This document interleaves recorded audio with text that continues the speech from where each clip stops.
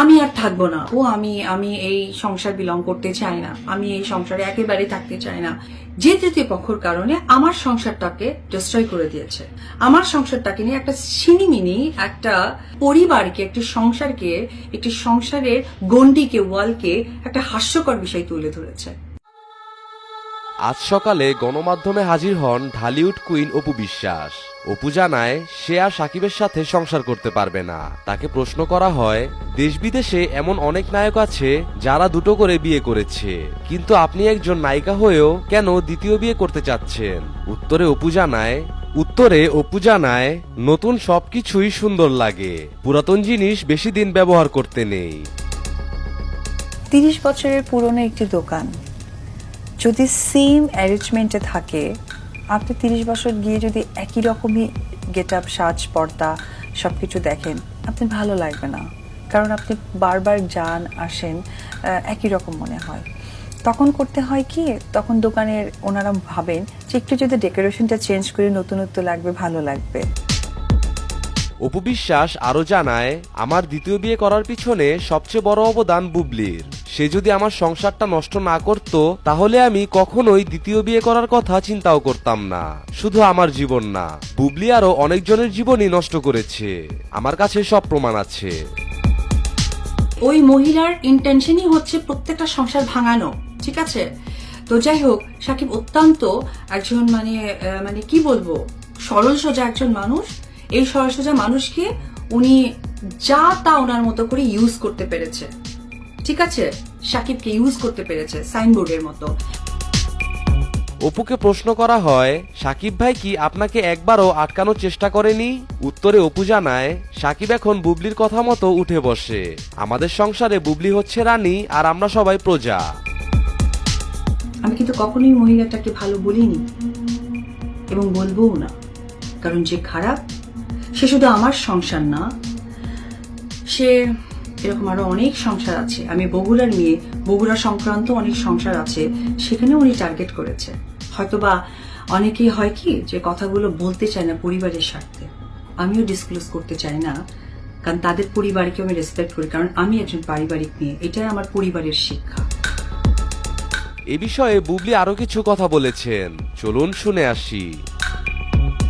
আমি এই বিষয়ে আমি কিছুই বলতে চাই না। আমার মনে হয় আর্কাইভ, সোশ্যাল মিডিয়া এগুলো থেকে যায়, সুতরাং এখান থেকে সবকিছুই দেখা যায়।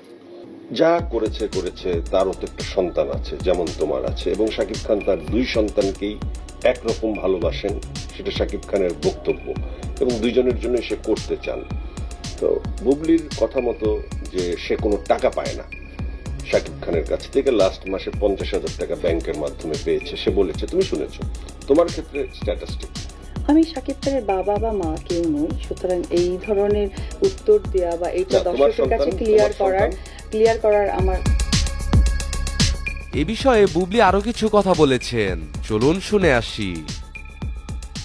কোনো ওই ইচ্ছা শক্তিটা নেই। আর আমার সন্তান কি সেটা আমি যেহেতু জানাতে চাচ্ছি না, সুতরাং আমার মনে হয় এখানে আমার মতো করে থাকাটা ভালো।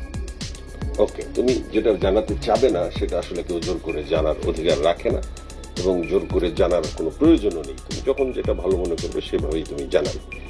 তো একটি কথার উত্তর আবারও তোমার কাছে চাই, প্রশ্নটা রিপিট করছি, শুধু তোমাকে ঘিরে না, তোমাকে এবং বুবলিকে ঘিরে বাংলাদেশের অনেক নারীরাই বলছে যে তোমরা দুইজনই কি বেহায়া?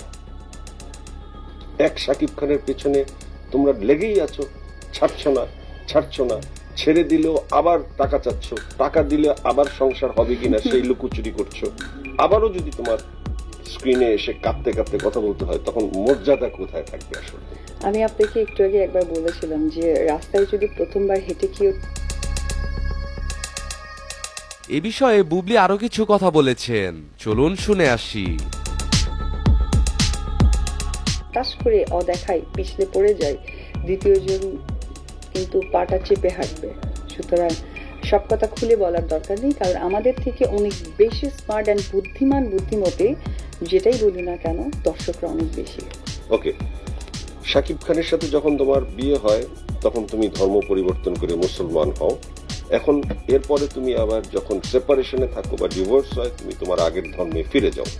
দর্শকের এটাও প্রশ্ন, যদি আবার তোমার মিলন হয়, ধর্মের স্ট্যাটাস কি হবে? আমি একটা কথা অনেক আগেও ক্লিয়ার করেছি, আজকেও ক্লিয়ার করতে চাই। আমি আমার ধর্ম মেনেই তার সাথে আমার বিয়ে হয়েছে। আমি আমার তোমার ধর্ম মেনে? মানে আমার ধর্ম মানে আমি হিন্দু ধর্মেই আছি, বাট তার সাথে আমার বিয়ে হয়েছে। কিন্তু তুমি তো বলেছিলে তুমি মুসলমান হয়েছো, অপু ইসলাম। হ্যাঁ, আমার নাম অপু ইসলাম খান, নামটা পরিবর্তন করেছে, কিন্তু আমি আমার পূজা বা বিশেষ করে যে কুরবানি ঈদে যে খাবারের সাথে নিজেকে শামিল করতে হয়, সেই খাবার থেকে হ্যাঁ অবশ্যই আমি আমার এ বিষয়ে বুবলি আরো কিছু কথা বলেছেন, চলুন শুনে আসি।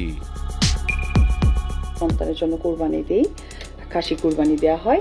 কিন্তু আমি আপনার প্রোগ্রামে বলেছিলাম যে না, আমি আসলে যখন আমার বের হয়েছিলাম অনেক প্রোগ্রামে আমি বলেছি যে সবকিছু যেন ঠিকঠাক হয়ে যায়, কারণ আমার কাছে মাধ্যম মনে হয়েছিল যে হয়তোবা মিডিয়াতে বললে খুব ভালো হয়, যেটা আমি একদমই খুব কি বলবো একটা ছেলে মানুষের পরিচয় দিয়েছি, কারণ ভুলে গিয়েছিলাম যে বেলা শেষে আমি একজন আর্টিস্ট, আমি একজন চিত্রনায়িকা, যেখানে অনেক কিছু বলার মাঝেও কিছু না বলার কথা রেখে যেতে হয়।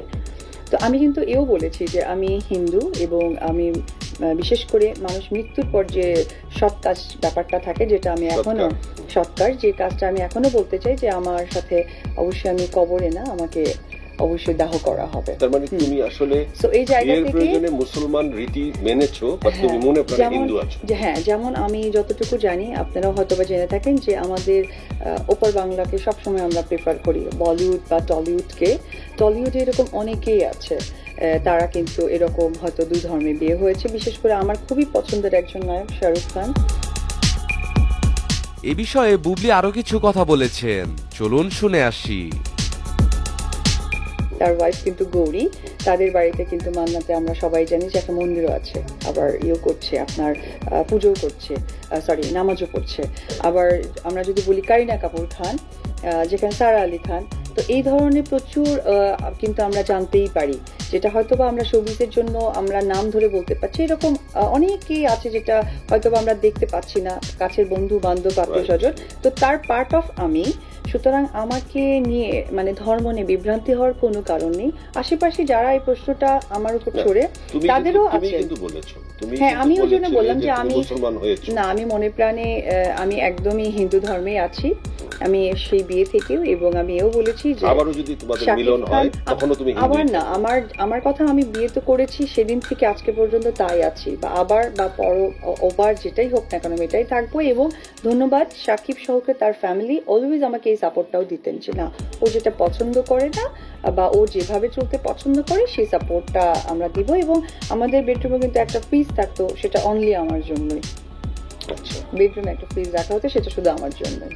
ওকে, তাহলে বিষয়টা এরকমই যে আসলে সাকিব এবং তোমার আমাদের ভালোবাসা, উত্থান পতনের সময় বুবলির আগমন এবং বুবলির চলে যাওয়া, শুধু সাথে একটি সন্তান উপহার হিসেবে পাওয়া। আমি না, আমার কথা বলি, আমাদের ভালোবাসা, বিয়ে, সন্তান, রেসপেক্ট, ধর্ম। তবে আমি সাকিবকে রেসপেক্ট করি তার ধর্মের জায়গা থেকে, সাকিব আমাকে রেসপেক্ট করে আমার ধর্মের জায়গা থেকে। সাকিবের প্রতি তোমার রেসপেক্ট বিন্দুমাত্র কমে নেই?